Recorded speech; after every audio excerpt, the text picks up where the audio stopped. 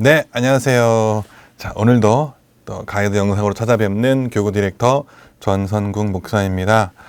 네, 오늘은 담임 목사님의 믿음의 근육 네 번째였습니다. 하나님의 사랑, 말만, 정말.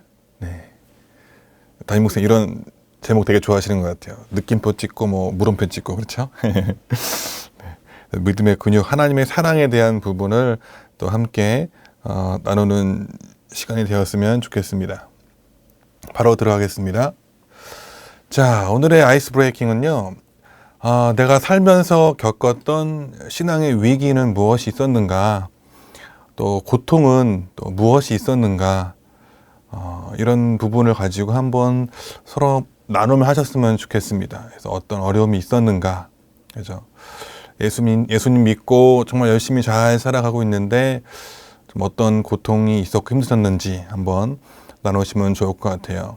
저 같은 경우는 이제 오늘 이제 금요일이거든요. 오늘 그 기폭 설교 시간에 이제 그래도 제 인생에서 가장 힘들었던 부분을 한번 다룰 거고, 또 힘들었던 것은 사실 또 자녀의 아픔만큼 또 힘든 것이 있는가 싶습니다. 유학을 떠나서 또 열심히 공부하고 여러 가지를 하고 있는 과정 가운데 둘째 아이가 한 살인가 2살 때쯤이었던 것 같아요.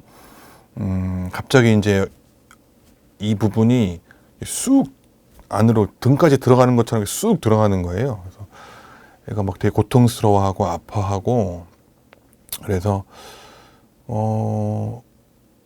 처음에는 이제 미국은 사실은 이제 우리나라처럼 뭐 소아과나 이런 데 그냥 바로 데리고 가는 게 참 어렵거든요. 한 명의 주치의가 또 정해져 있고, 또 평일에도 전화를 해도 예약을 하지 않으면 가기가 어렵습니다. 그래서 전화를 해서 이러이러한 증상이 있습니다라고 했을 때 그쪽에서 오케이 한번 와봐라 하면 가는 거예요. 뭐 감기 같은 건 사실은 오라고 하지 않습니다. 뭐 며칠 됐냐, 몇 도냐, 뭐 타이레놀 먹였냐, 이런 거 다 물어본 다음에 이제 그래? 그럼 한번 와봐 이렇게 해서 가거든요. 근데 애가 이렇게 쑥쑥 들어가는데 그날 하필이면 또 주말이었거든요. 주일이었는데 주일에는 사실은 문을 안 엽니다. 가려면 이제 이머전시라고 해서 응급실에 가야 되는데, 응급실은 한번 들어가면 마음대로 못 나와요. 한 막 5시간, 6시간 본인들이 갖은 그 검사를 다 한 다음에 괜찮네 하고 나가라고 해야 나갈 수 있는데, 또 뭐 숨 쉬는 것 좀 불편한 정도가 아닌가 하고서 사실 아이를 붙잡고 제가 이제 앉아서 아이를 이렇게 놓고 손을 얹고 계속 기도하면서 그러다 잠이 들었어요. 밤새 그랬던 것 같아요. 울고 막 울면 깨갖고 또 달래고 기도하고 또 잠들고 이렇게 하루를 지나간 거죠.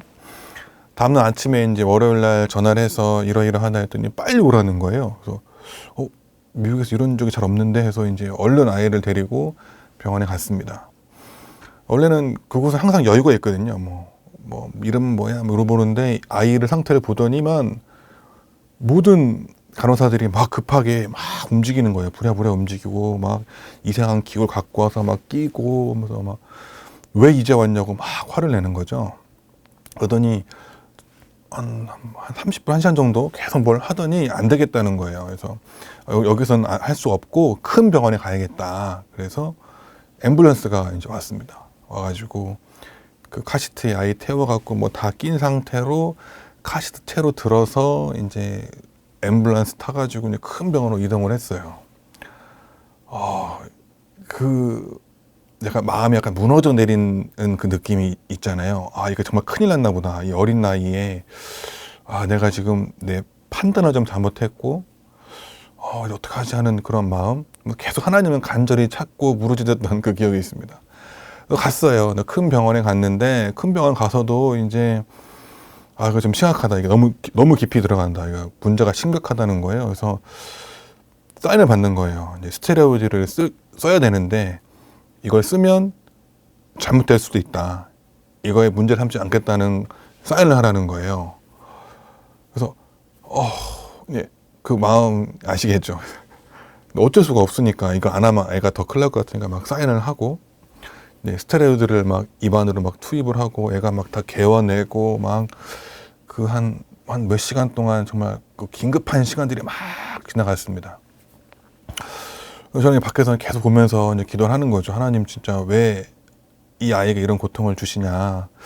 와서 하나님 위해서 열심히 공부하고 돌아가서 하나님 위해서 일을 하겠다고 온 저희 가족들에게 왜 이런 아픔을 주시는가 하면서 막 씨름했던 적이 있습니다. 다행이었던 것은 이제 아이가 이제 괜찮아졌고 모든 것들이 다 멈추고 다시 어느 정도 좀 돌아오면서 그래도 한 일주일 정도 병원에 입원을 해 있었어요. 그래서 지켜보는 가운데 또 그 시간 동안에 또 그 순간적이었지만 그 고통 가운데 다시 한번 하나님과 더 그 일주일 시간 동안에 내가 이 아이를 위해서 더 많이 기도하지 못했던 것을 또 깨닫게 하시고 내가 여기 와서 공부하는 것도 정말 중요하지만 하나님이 나에게 주신 이 자녀를 또 그 자녀를 위해서 기도하고 또 품고 양육하는 것 역시 너무나 중요하다는 것을 다시 한번 깨달았던 또 그런 기억이 있습니다. 여러분들도 사실 많은 또 고통, 또 위기들이 있으셨을 거예요. 또 손장님부터 한번 나눠주시고 또 손원분들도 함께 나누시면서 또 위기와 고통에 대해서 함께 먼저 나눠보시면 좋을 것 같습니다. 자, 오늘은 이제 사랑과 관련된 하나님 사랑, 이런 위기와 고통과 아픔과 역경이 찾아오는 가운데 과연 하나님은 살아계시고 하나님은 나를 사랑하시는가? 자, 하나님께서 나를 사랑하신다고 믿는지 나를 버리셨는다고 믿는지, 자, 이것이 이제 사랑과 관련해서 우리 믿음의 근육을 키워간다고 할 수 있겠습니다. 첫 번째 질문입니다. 그래서 벨과 느보, 오늘 본문 이사야 등장을 했죠. 벨과 느보는 바벨론의 우상입니다. 그래서 벨은 모든 것을 다 할 수 있는 주인이라는 뜻이고요. 느보는 모든 것을 알고 모든 것을 본다는 뜻입니다. 그러니까 벨은 전능의 신이고 느보는 전지의 신입니다. 왜 그러니까 바벨론 사람들은 이 벨과 느보를 섬겼을까요? 라는 것이 첫 번째 질문인데요. 이 화면에 왼쪽에 보이는 것이 그 돌로 되어 있는 것이 느보예요. 그것이 이제 벨이 느보의 아들입니다. 그렇게 기록들을 보니까 그렇게 되어 있더라고요. 말이 잘 안 나오네. 네. 그래서 이 신들을 이렇게 만들어 놓고 형상을 만들어 놓고, 근데 느보는 사실 이렇게 이 형상으로 거의 고정화가 되어 있는데 벨은 좀 찾기가 어렵더라고요. 벨은 너무나 다른 많은 형태가 있어서 제가 어떤 것 하나를 픽해서 가져오지 않았고, 대신 그 오른쪽에 있는 게 바알 신입니다. 이 벨과 느보 이후에 쭉 이제 바벨론의 어떤 대표적인 또 하나의 우상이라 할 수 있는 것이 바알이죠. 뭐 돈과 또 성과 또 권력, 이 모든 것을 다 가지고 있는 신, 이 바알입니다. 이 사진도 보면 이제 이 아이를 바치는 모습을 담고 있죠. 그다 고대 근동 당시에는 이렇게 아이를 바치는 것에도 거리낌이 없었습니다. 그래야 잘 된다고 믿었기 때문입니다. 이들을 섬겼던 이유는 그런 거죠. 뭐 다 알고 다 할 수 있게 하는, 그러니까 잘 살게 해준다고 믿었기 때문입니다. 그래서 이것들, 내 눈에 보이는 이것들을 통해서 내가 어떤 행위를 함으로써 내가 잘 살고 싶었던 마음이 컸던 겁니다. 근데 이런 것들이 이제 요즘 시대에는 또 어떤 우상을 만들어 섬기냐 한다면, 고대에는 이렇게 어떤 형상을 만들잖아요. 소 모양이라든가 뭐 정말 희한한 용의 모양이라든가 뭐 거대한 그런 사람의 모양이라든가 이런 것들을 우상으로 만들어서 그것을 섬겼다면, 지금은 이제 눈에 잘 보이지 않는 것들, 형상화되지 않는 것들을 추구합니다. 그래서 보면 돈도 있고요, 또 성도 있고요, 또 TV, 미디어에 또 우리가 우상이 되기도 하고, 또 안락함과 편안함, 또 심지어 이제 마약까지, 이런 것들을 섬기는 모습을 우리가 보여주고 있습니다. 사실 이제 하나님보다 더 사랑하는 것, 내가 더 추구하는 것들이 다 우상이라 할 수 있죠. 내가 돈이나 또 성이나 또 어떤 미디어, 또 자녀, 이런 것에 내가 더 충실하고 있다면 그것이 지금 나의 우상이 된 거예요. 두 번째는, 그래서 하나님보다 더 사랑하고 더 귀하게 여기는 것이 우상인데요. 우리에게 있어서 우상이란 구체적으로 어떤 것들이 있을까요? 돈, 자녀, 쾌락, 이념, 서로 생각나는 대로 이야기해 보십시오라고 합니다. 그 중에 확실히 우리 현 시대의 가장 큰 우상은 아마 돈일 거예요. 돈. 사실 우리나라가 지금 2021년을 지나면서 가장 부유한 시대를 살고 있습니다. 그래프를 보면 이제 이렇게 이제 그 현재 우리나라의 GDP라든가 이게 쫙 나오거든요. 가장 부유한 시대를 살고 있어요. 다 돈으로 갑니다. 모든 것이. 그래서 뭐 모든 CF라든가 그런 것도 다 돈이죠. 너 어디 살아? 무슨 깔깔대면서 아이들이 뛰어가면서 나 뭐 땡땡땡 살아. 뭐 거기 살아야지만 잘 사는 것처럼 표현을 하고 성공했냐는 친구의 말에 하고 막 띠딕 하고 이제 차 하나가 크게 나온 다음에 그걸 타야지만 성공하는 것처럼 보여지고 그 모든 것을 사실 다 돈으로 귀결이 되잖아요. 그리고 어떤 드라마라든가 이 모든 것에서 돈 많은 사람들이 어떻게 살고 그들이 어떻게 자신의 이익을 취하고 있는지 또 그것들을 되게 부럽게 만들어 놓는 그런 시대. 그래서 그 와중에 우리는 어떤 것들을 가장 조심하고 또 해야 되는지 나에게 어떤 것이 우상인지 한 번쯤 나눠보면 좋을 것 같습니다. 저는 사실 조금 이제 이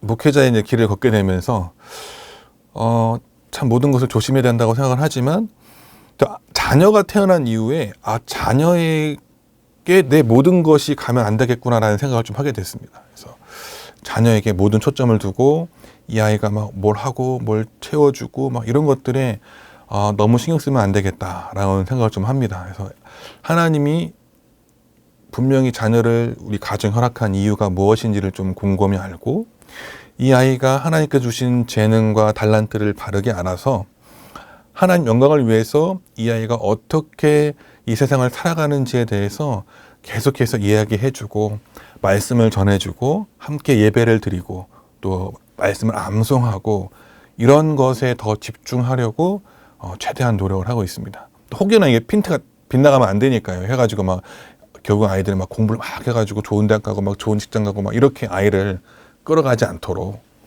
조심을 하려고 합니다. 세 번째입니다. 자, 우리가 우상을 섬기지 않고 하나님만 섬기려면 어떻게 될까요? 그죠? 하나님은 어떤 분이시기에 우리가 하나님만 섬겨야 할까요? 참신 하나님과 가짜 신인 우상들을 어떻게 구별할 수 있을까요? 자, 이런 겁니다. 이제 오늘 이거는 이제 예레미야에서 가지고 온 거예요. 하나님. 왼쪽에 있는 그 금색으로 된 게 하나님이고요. 아시고 오른쪽에 아이돌 우상들 어떻게 다른가 하고 좀 잘 보여줍니다. 하나님은 크리에이터죠. 만드신 창조하신 분인데 우상은 맨메이드예요. 인간들이 만들어낸 겁니다. 그러니까 좀 재밌는 것이 인간들이 자기들이 만들어 놓고 이거를 신이라고 이제 섬기는 게 저는 되게 왜 저럴까 싶습니다. 사실은. 또 하나님은 true, 진실이고 진리죠. 네, 우상들은 fraud, 가짜들입니다. 하나님은 living, 살아계시고 하지만 그들은 made of wood, 그러니까 나무로 만들거나 금으로 만들거나 이렇게 무언가 물질로 만들어져 있죠. 하나님은 great, mighty, 위대하고 강하신 분이지만 우상들은 worthless, powerless, 힘도 없고 가치도 없는 거예요. 하나님은 wise and understanding, 아주 지혜로우시고 모든 것을 다 아시는 분입니다. 근데 우상들은요, incapable of doing harm or good, 나쁜 것과 좋은 것을 뭐 할 수가 없는, 그냥 가만히 서 있잖아요, 이렇게. 예? 그렇죠? 또 하나님은 worth of reverence, 경외하기에 충분한 그런 가치가 있는, 하나님을 향해 가치라고 하기도 좀 그렇지만 충분 그런 분이시지만 우상들은 object of mockery, 아주 그런 쓸데가 없는 그런 물체 같은 것들입니다. 하나님은 eternal, 아주 영원하신 분이지만 이제 우상들은 perishable, 언젠가 다 폐기돼 버릴 것들이고요. voice, 하나님의 그 음성은요, voice that speaks and thunders, 마치 천둥과 같은 그 음성을 가진 하나님이시만 우상들은 mute, 말이 없죠. 이런 차이가 있습니다. 그런데 왜 그렇게 우상들을 따라가는지, 우리는 참 하나님이신, 참 신이신 이 하나님을 우리가 경외하고 섬기고 따라가야 될 것입니다. 네 번째입니다. 하나님 같은 분은 없습니다. 그렇죠? 아까도 봤지만, 그런데 왜 사람들은 이런 것들을 기어이 우상들을 섬길까요? 이 사진은 이제 모세가 시내산에 그 십계명을 받으러 갔을 때 이제 아론과 그 백성들이 하도 안 오니까 왜 이렇게 안 오지 하다가 그 금들을 모아가지고 이렇게 금송아지를 만든 거예요.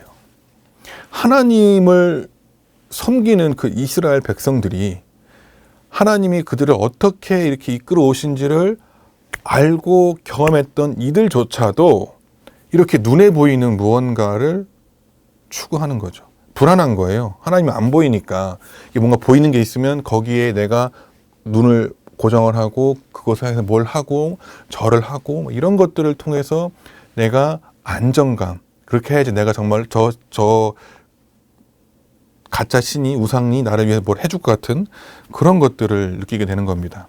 하지만 절대 그럴 수가 없죠. 아무런 의미가 없습니다. 이 것들은 아무런 의미가 없는 거예요. 다섯 번째, 하나님은 전지전능의 절대 주권을 가지고 우리를 사랑하십니다. 그렇죠? 우리가 어떤 일을 당해도 하나님께서 최고의 사랑으로 우리를 사랑하십니다. 그렇죠? 그러니까 하나님은 사랑이십니다. 하나님의 사랑 안에 거하는 자는 하나님 안에 거하고 하나님도 그의 안에 거하십니다. 라고 요한일서에 기록이 되어 있습니다. 그런 것 같아요. 그러니까 하나님의 속히와 우리의 속히가 다를 수가 있습니다. 우리가 지금 당장에 느끼기에는 고통과 고난인데요. 불과 얼마 지나지 않아서 하나님이 나를 사랑하셔서 이거를 이렇게 하셨구나.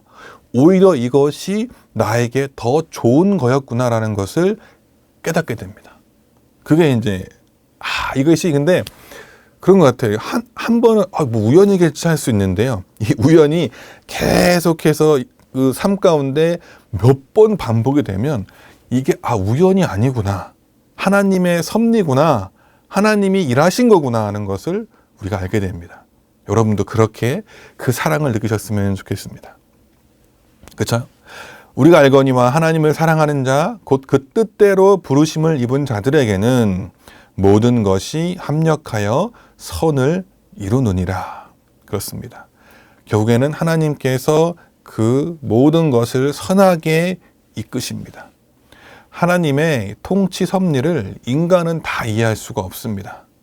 하지만 하나님은 우리를 너무나 사랑하셔서 그 사랑 안에서 모든 것을 하십니다. 이것을 느끼시길 원합니다. 그래서 하나님의 사랑 안에 거하시면서 그 은혜와 축복을 마음껏 받아 누리시기를 주님의 이름으로 축복합니다. 자, 다음 주에 뵙겠습니다. 감사합니다.